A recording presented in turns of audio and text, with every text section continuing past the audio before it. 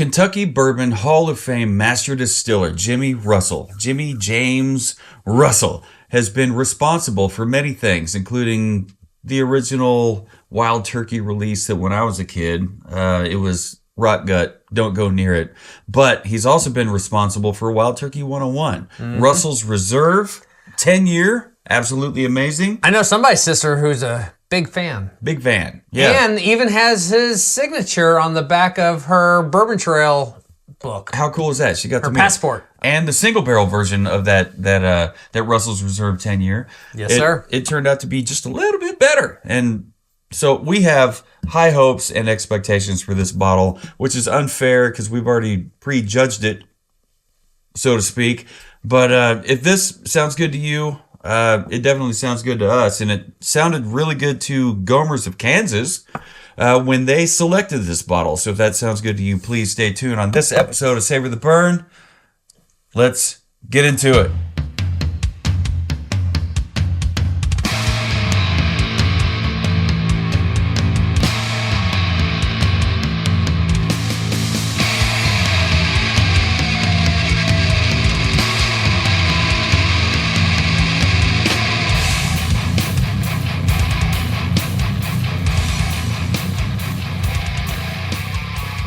Welcome, everybody, ladies and gentlemen, theys and thems, to this episode of Savor Burn Podcast. My name is Jonathan. Across the barrels from me is Mr. W2. How do you do? Well, I'm a beard short, but doing all right. How about you? Mr. 8 o'clock shadow over here. I'm still long beard. Yep. I'll catch you again. Still doing all right. Yeah, you'll catch up pretty damn quick. Hang on. Yeah, I'm like, he's a wizard. You're a real hairy wizard. But anyway, so thank you for tuning in on YouTube. If you're following along, please make sure that you're subscribed and hitting that bell notification to stay up to date on all things Savor the Burn. If you're listening or watching, honestly, on Spotify or any other podcast app of choice, please let us know by clicking like. Yeah. Leave us a comment, send us an email, info, W2 or Jonathan at savortheburn.com. All the things, by golly. And thank you, real quick, before we get into it, thank you to our Patreons. We're stoked to have you along for the ride. We're, full 2 years into this thing now, and we are stoked to have you along for the ride. Yep. So without further ado, let's get into this bottle.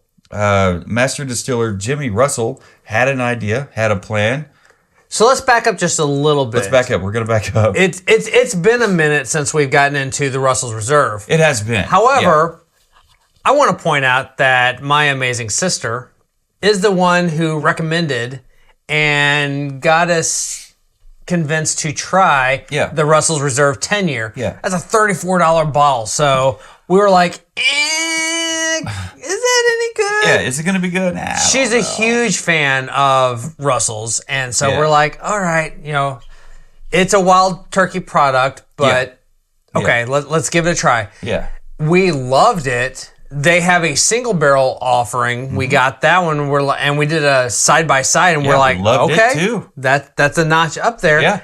And then you fast forward to this past fall, watching socials and whatnot. I saw that somebody posted that the Gomers of Kansas, which is in downtown Lenexa, just got in their store pick, their private, what do they call it? The private barrel selection.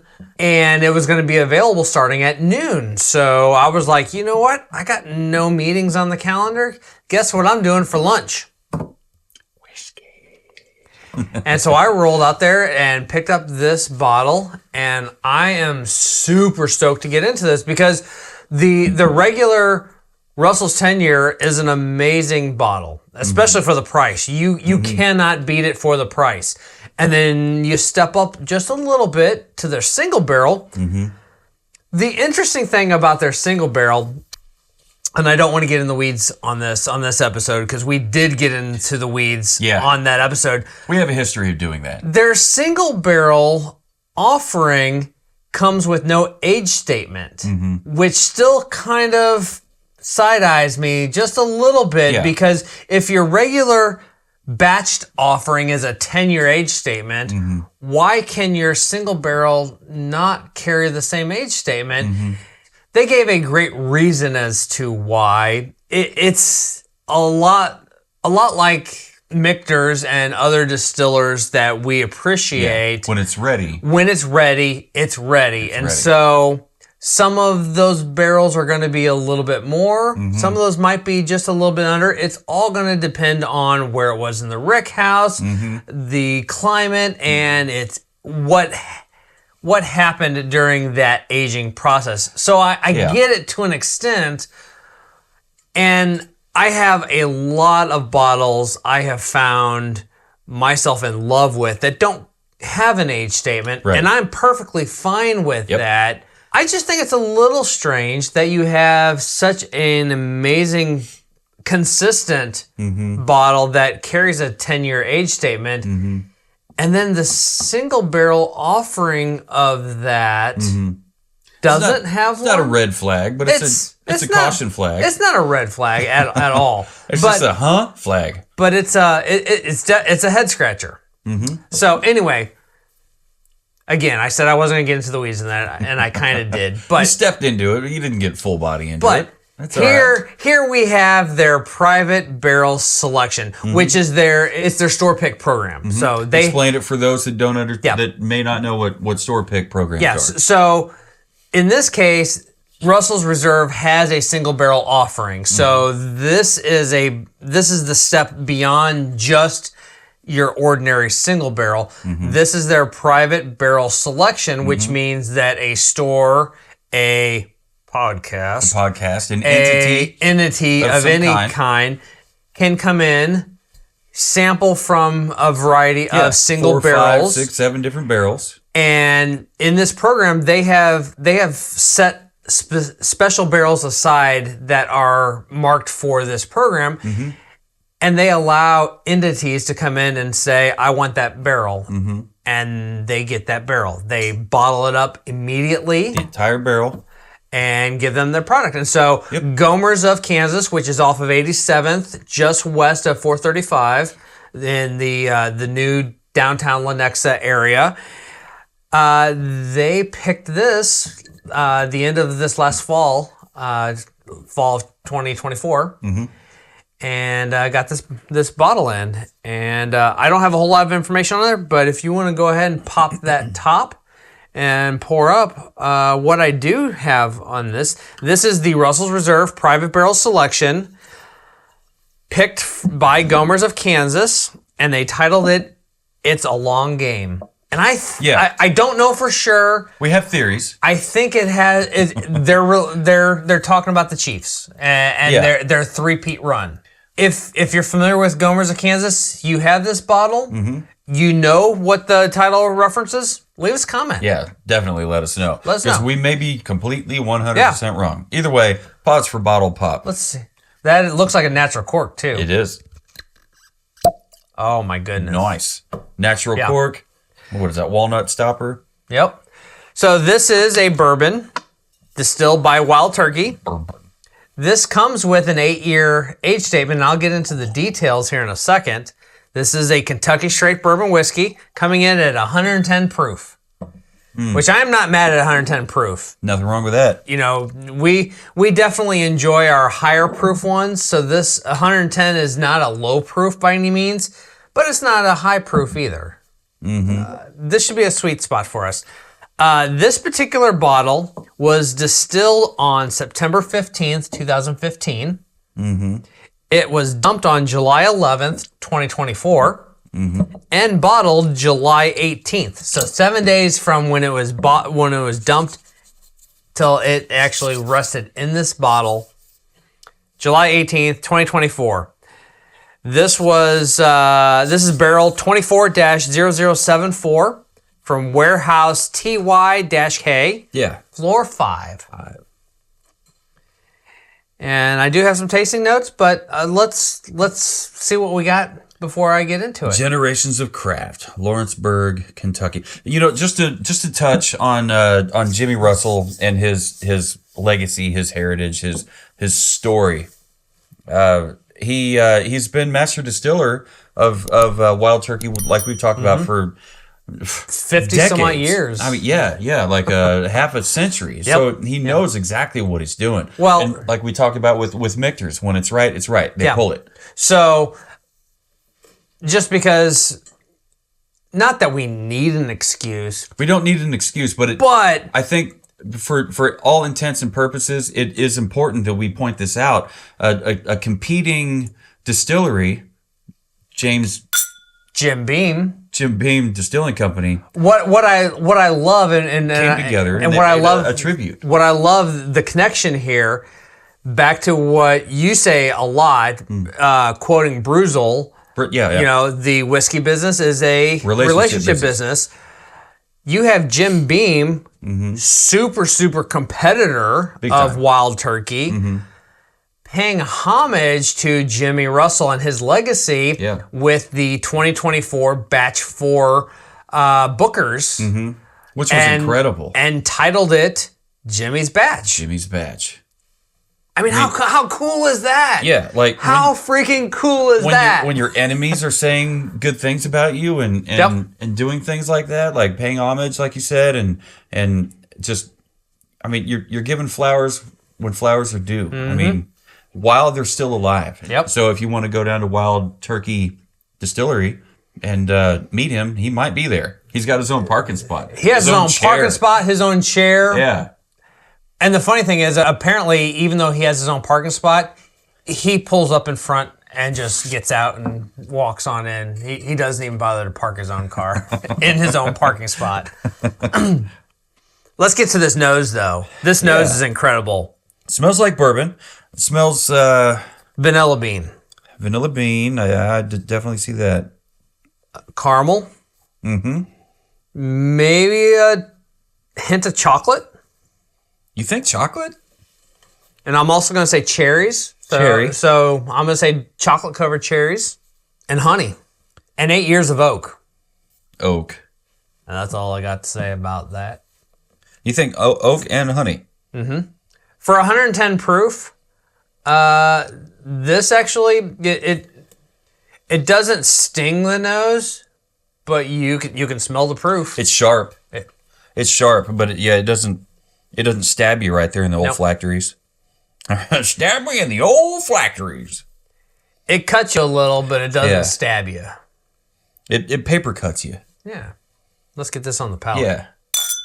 Jimmy. And Gomer's.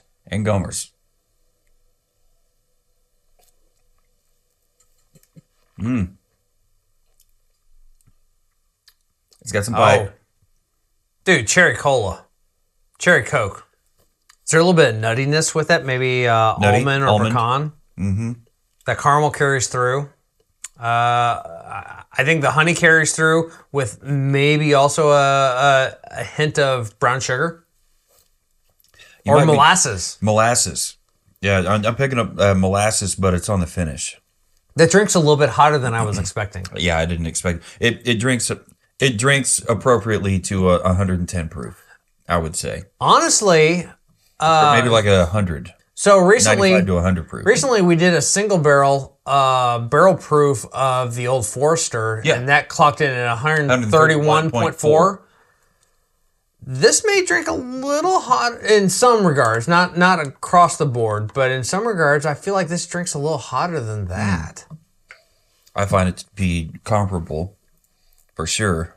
Definitely comparable. I'm picking up on that honey on the nose. Like after I've had a sip, after the initial, a punch in the face has happened, you can kind of pick up on other things. So the notes I did, I think almond shows up on the nose too. So the notes I was able to pull from this said appearance is coppery red. I'd agree with that. Nose. Is that from the bottle or from the dram? Definitely the bottle. Yeah, it's redder in the bottle for sure. Right here, it's a golden amber color. Yeah. Nose says vanilla, sweet cream, nutmeg, honey, and oak.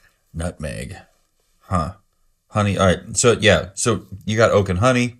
You got vanilla, sweet cream. No, really? I don't know. Got good legs on it. I said vanilla. I said vanilla bean. So yeah, vanilla bean.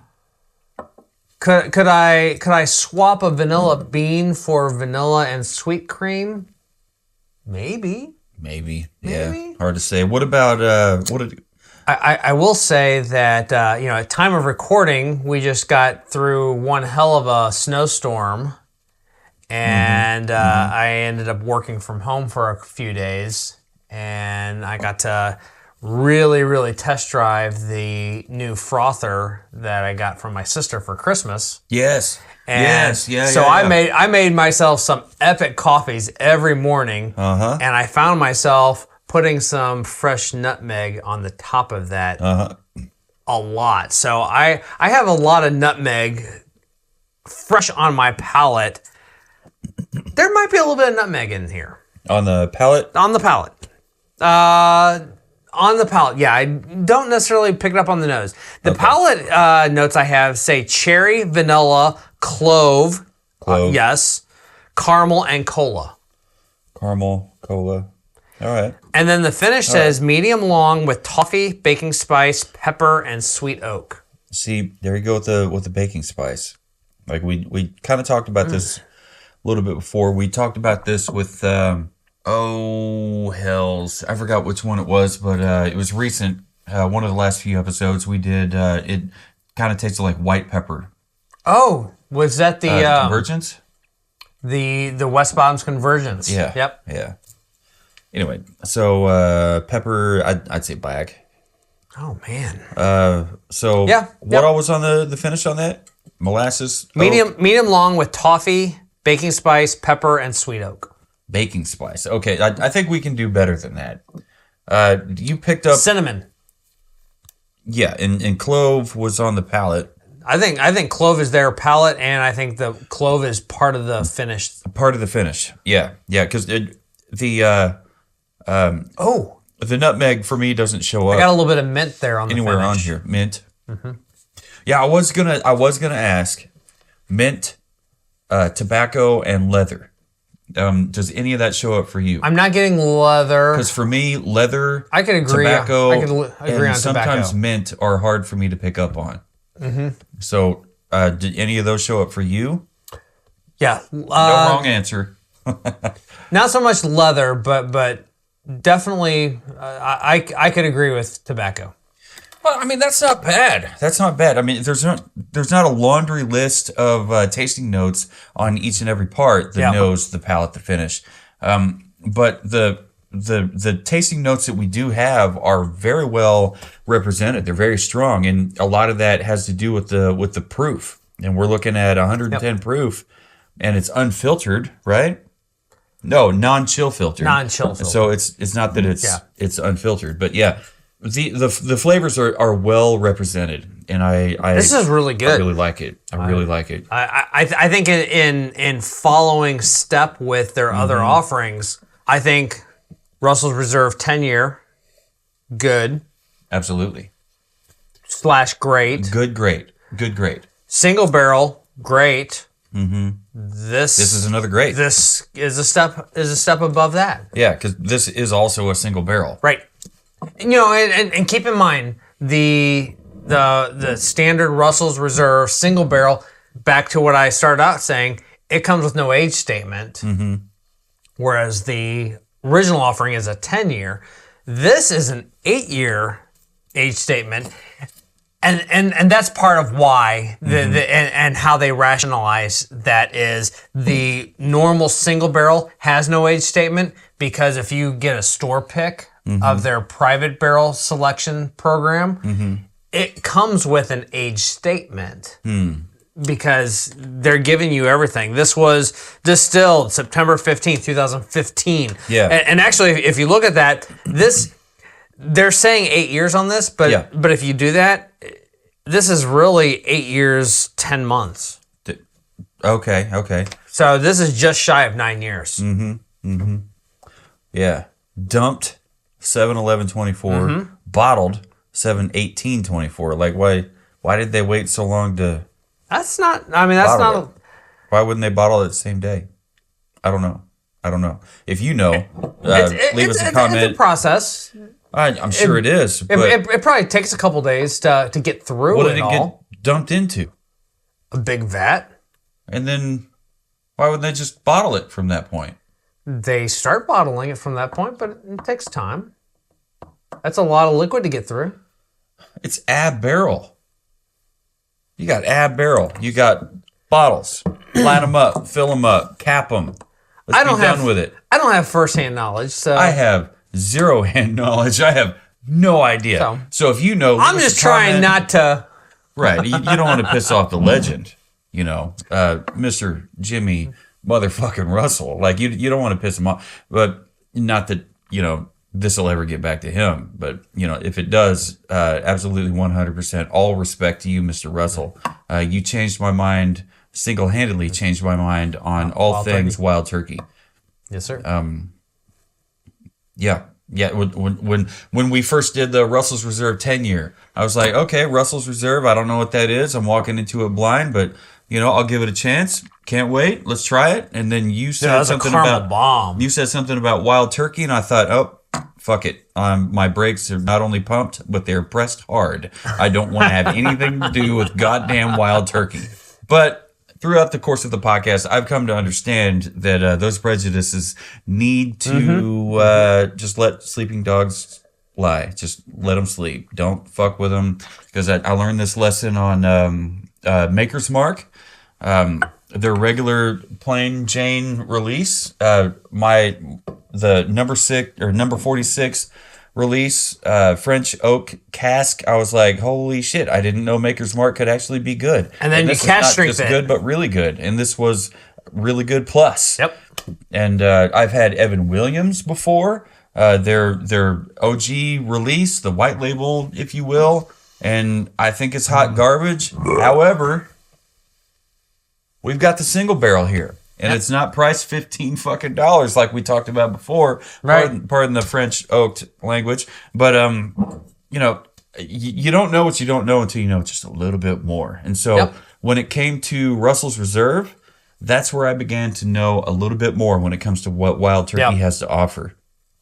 And this is a father-son partnership. And I love that. If I could have something like that with my son. You got Jimmy and Eddie Russell that are working together and have created this, which we love. Mm-hmm. Bookers to Little Book. Bakers. You got Booker, Frederick, and Freddie. Yeah. Little Book. Little Book. Run around the distillery. Yes, little Freddie Underfoot running around.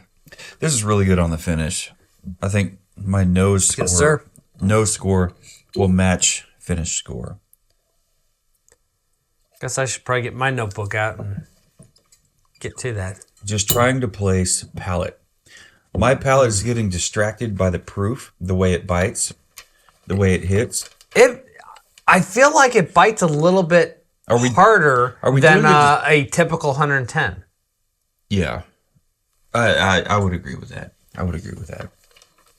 But what do we know? Our brains have been polluted by and not that that's a bad thing because proof whiskeys. Because I love 126, 131.4. Yeah.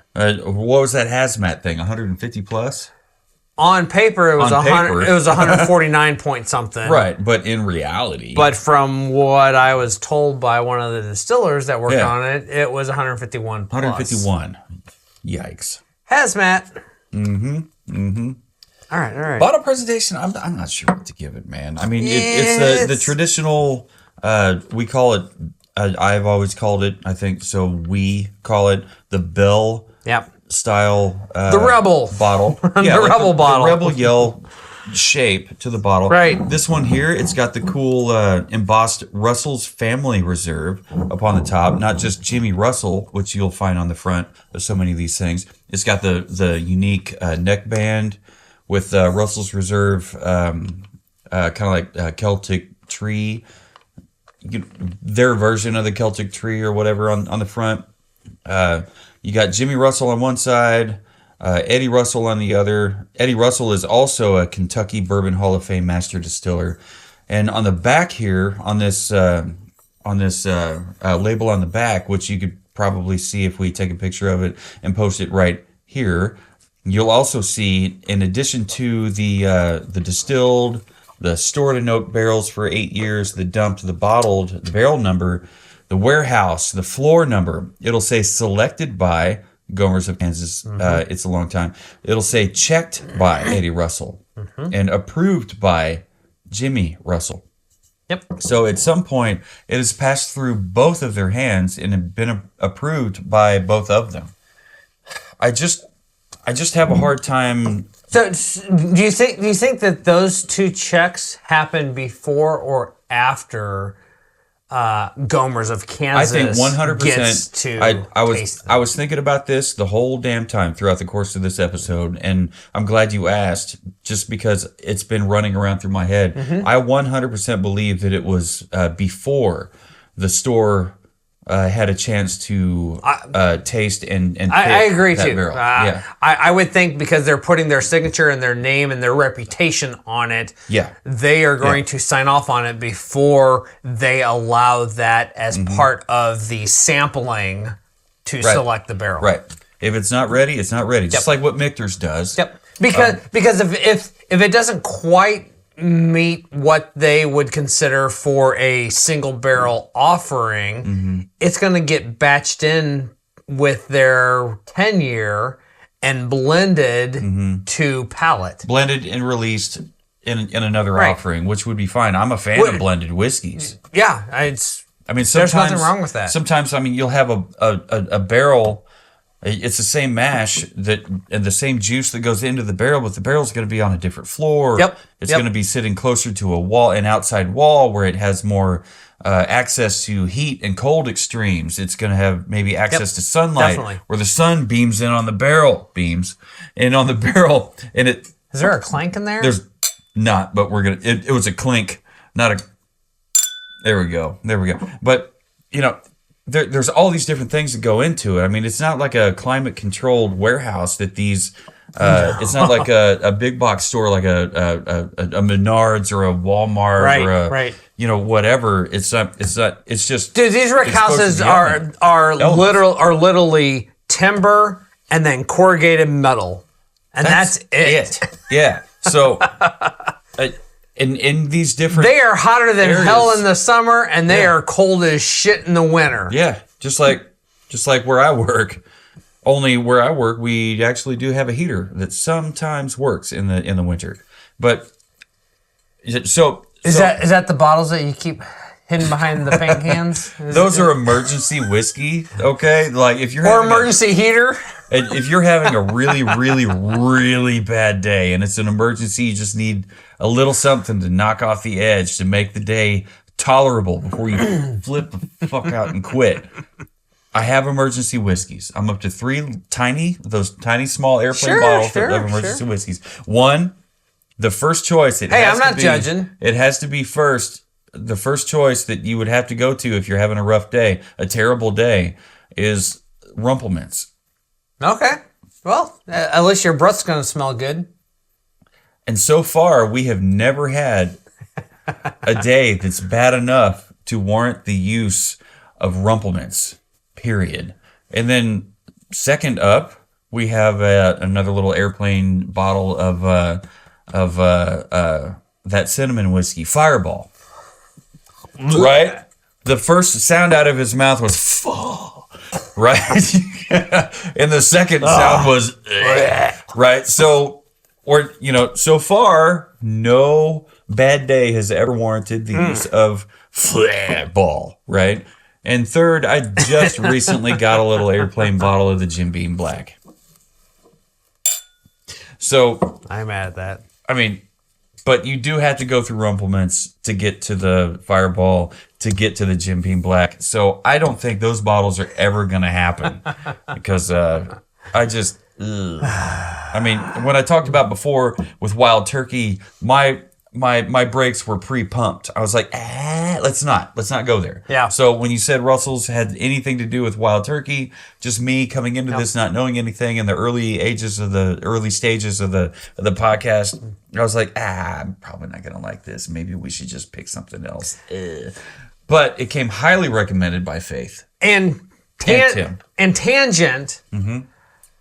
That is exactly why I went ahead and picked up the Evan Williams single barrel. You and I both are not fans. Evan Williams fans at all. In fact, I've been to Louisville twice now, and I still have not found You've seen the distillery. You've walked past the distillery. I've driven by it, and I have not taken the time to stop to go into Evan Williams. I've heard it's an amazing tour and experience. It's like Pee Wee Herman when the pet shop caught on fire, and every time he passes the snakes, he's like, ugh.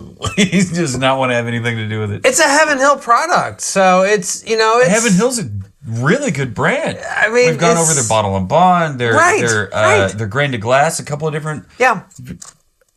Yeah. All right. So anyway, all that to say, you can't judge a distillery by the way. The Evan Williams single barrel, which up until recently was a Kentucky only release. Look, it was restricted to only being released in the state of Kentucky. And just recently, they opened it up and allowed nationwide distribution. So the stores around town have started to get them. I found it at the Gomers on 103rd Street. And so I'm like, okay. It's an 8-year single barrel from Evan Williams. So we're going to find out. We are going to fuck around and we're going to find out. And so will you. If you've had it, shoot us a comment. Absolutely. Because subscribe. Hit the bell. Do all the things. Let us know what we don't know. Yes, sir. My boss, Jared, the one that gave me the ever always overused term, it's like a sore dick, you can't beat it. He's a big fan of Evan Williams. I tell you. The OG release. You can beat it. You can be. You just gotta be a little careful. Gotta be a little. I mean, if you have family show, if you have that first release of the Hot Rod Magazine swimsuit edition in physical form or locked up here in the Spank Bank, you absolutely can beat it. You just got to be careful. So we've been through a lot of bottles since the first time we ran into anything involving Russell's Reserve or Russell's Single Barrel, Russell's anything. And so on the nose, you picked up vanilla bean, caramel, cherry, or chocolate covered cherries, oak and honey, almond. I think we came up with all kinds of stuff on the nose. And I ended up giving it a 4.25, 4.25. How about you? I haven't said it in a while, so girl, same. Nice. That second nose, I'm picking up lots of oats. Palate. I bumped it to 4.5. 4.5? Okay, I kept it locked in at 4.25. I really thought about that, but I'm like, no, I felt the palate warranted just a little bit more than the nose. Mm-hmm.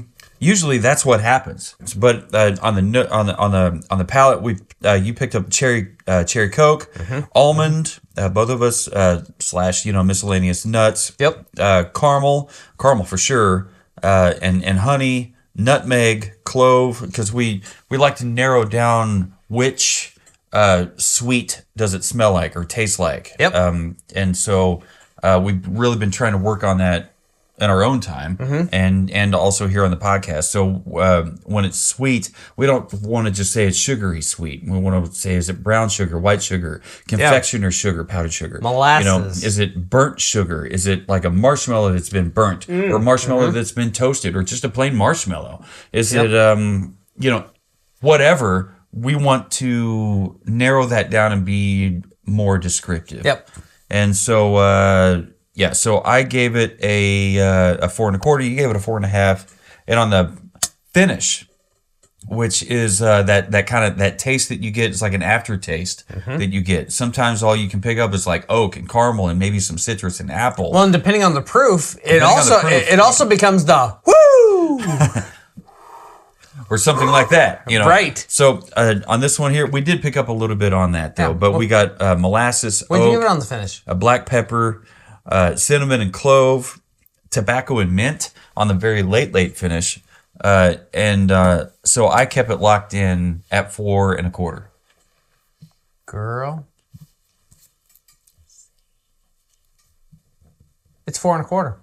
4.25 is So for usually for us, when we are wowed by anything, that's our cue to give it at least a 4. Yeah. And then we really try to focus Yep. and say, does it stay at 4 or does it get bumped up a little more?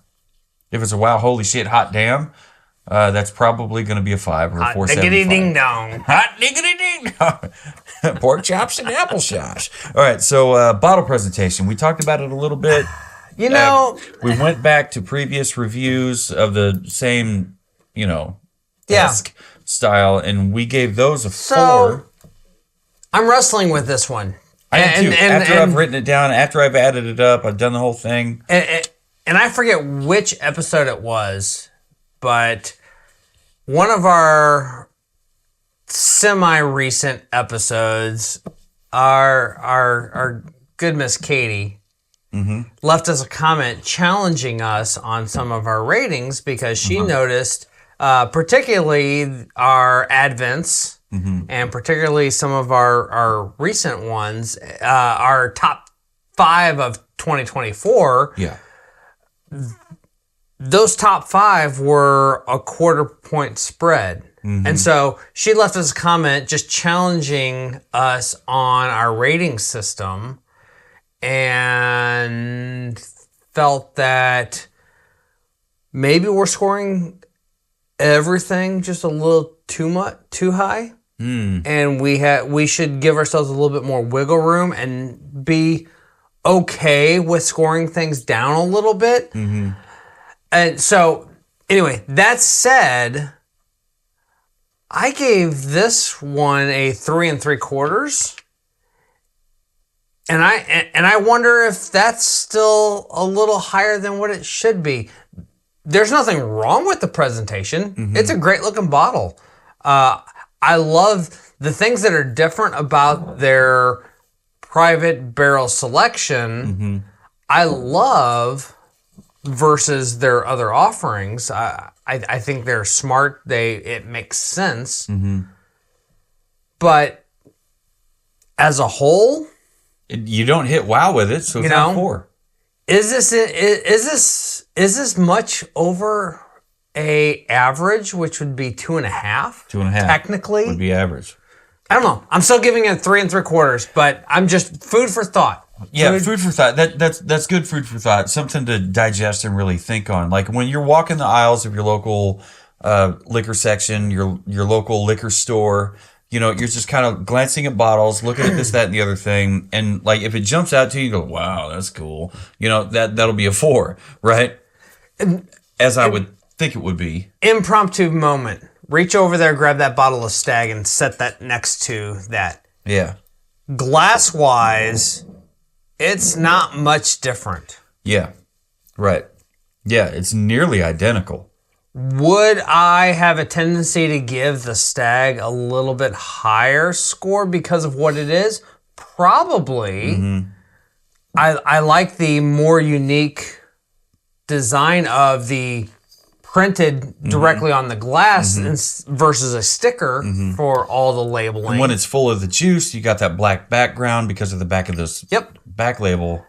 But glass-wise, it's nearly the same bottle. Yeah, right. But honestly, is notch. Is that a wow bottle? I don't necessarily think so either. So anyway, So you've got your first impression. I'm just stirring the pot. You're at a glance. I'm questioning. Are you going to look at the bottle and be wowed? No. When you look at it, no. But when you pay attention to it, you'll at least go, huh? Yeah. In a very interested, instead of like, huh?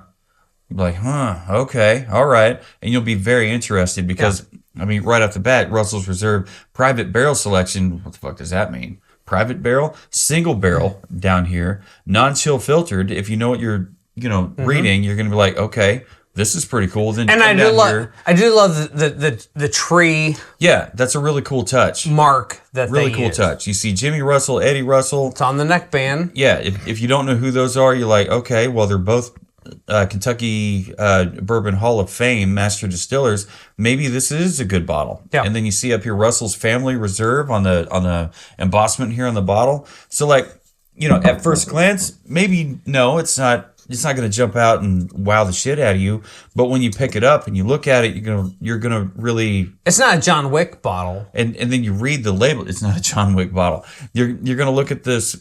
You're gonna see. Okay, it's got all this great fun information on the back. When it was distilled, how long it was stored in oak barrels, when it was dumped, when it was bottled, where it was in the warehouse, like. It's down to kinda, the month and day. You have all the information right there. I don't know. I think it's a lot of fun, but I don't know. It sounds like we're trying to backpedal because we're afraid to give it a lower score. But really, this is at this point in time, at time of recording, it was a year and a few months. So we've done a lot of bottles since then, and we have a lot more to go. And hopefully that continues, and please follow along on the journey. But we are, I don't know, are we starting to become more and more jaded?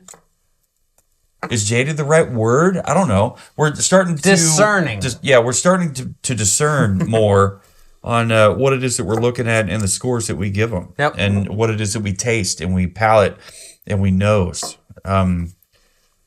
So I would expect our, like what Miss Katie said, our scores may drop a bit as time goes on. Yeah, I thought it was a very valid comment. Absolutely. So all that said, all that full ass tangent, I gave it a 3.75, a 3 3/4. So we matched. So we matched on that one. Yeah. All that to say. Girls same. And really, it was a quarter point drop from the Russell's Reserve 10-year and the Russell Reserve single barrel. It's whatever. This is our opinion on what it is. Yeah. And everybody knows what opinions are. Everybody's got one, and they all stink. So on our final scores, what we do is we add a 0 to 5 rating scale on nose, palate, finish, bottle presentation. Add all those up to a possible 20, and then divide by 2 to get our 1 to 10 or our 0 to 10 rating scale. Yeah. And so for me, I ended up with an 8 1/4, 8.25. Nice. Total score on this bad boy. How about mine? You? Ended up being 8 3/8. 8 3/8. 8.375. That is not. We're an eighth point off. Yeah, we're not far. Yeah. What is that? A half a bip? That's quarter bip. I'm not sure. I'm not sure. That's probably a quarter bip. Yep. I should have paid more attention. So if you're Phil. there, Phil Mageddon, I guess we gotta have Phil back. please fill us in, Phil, on the BIP rating scale, please and thank you. Jeebus crisis. Anyway, so Got me jealous. if you have a chance to check out, you know what? Before we wrap, do you have any suggestions on how to serve this? Would it be in a cocktail? Would it just keep it neat? In my belly. Enough said. W2 of the old would have just said, I like it. Wayne, I like it. Wilkes would just... Well, I shaved the beard off, and now it's like, yep, get in my belly. Yeah, get in my belly. So, I would agree with that. I might throw it in a cocktail just to see what it does. This would make a great cocktail. I mean, you never know. Just write down the list. Boulevardier, like you said. Old-fashioned. Manhattan. Boulevardier. Yeah. Any bourbon-based cocktail that you might think you could use with a higher proof bourbon. Yep. That's what higher proof bourbons are great for, is putting in a cocktail. Yes, sir. Not just like a whiskey and Coke. I mean, nah. No, like get a little more creative with it. Throw some bitters at it. Put some dehydrated citrus slices in it that you could get at Savor the Burn. Spray some Windex on it. It'll all be better. Not spray Windex on it or at it or anywhere near it. Holy hell. Woo! Good time. and great oldies 95. So if you're looking for a fun individual approach to an old standard, an old hat, a loved familiar bourbon, don't just go for the Russell's Reserve single barrel. Go for something that store pick. A store pick, yeah, that somebody else has picked. It's not just single barrel, which could be a private barrel. A whole bunch of. No, it won't be a whole bunch of single barrels dumped into a vat. That would be a blend. It could be proofed down. You don't want that. This is a single barrel that someone has been like, yep, that's the one I want. I want that one over, 2 or 3 or 4 or 5 or 6 or 7 other ones. They picked that one. And so, hopefully you know these people, whiskey business, relationship business. Hopefully you know your local liquor store people, and you get a good idea as to what it is that they were looking for when it came to their barrel selection, their barrel pick. Sometimes you can be a part of that, sometimes. We suggest you checking out local whiskey groups, to your area, and all your local liquor stores. Find a place that feels like home. You don't want to go in and be they wear their glasses and they're looking over their glasses at you like, oh really you think you like Jim Beam? That's what you want. You must try Stag. We used to call it Stag Junior. or the only weeded bourbon you'll ever want. You smell it and then you throw it on the ground. Now that guy's great. I don't remember his name, but that guy is great. Anyway, so yeah, you want to find a liquor store that feels like home. You want to be a part of a whiskey community.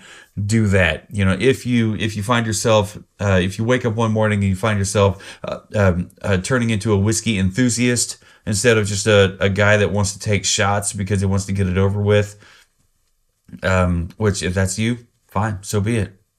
Happy birthday, Carl. But whatever. Anyway, so if this sounds good to you, cool. Share it. Share this episode with your fellow whiskey enthusiasts, and be sure to check back. Leave us comments anywhere in the comment section, wherever you can find us. Send us an email. Give us whiskey suggestions. As you can see, we've got a lot to get to, and we know there's a whole hell of a lot more out there, and we are 100% ready to find out what those are and what those mean to you and what they mean to the distillers.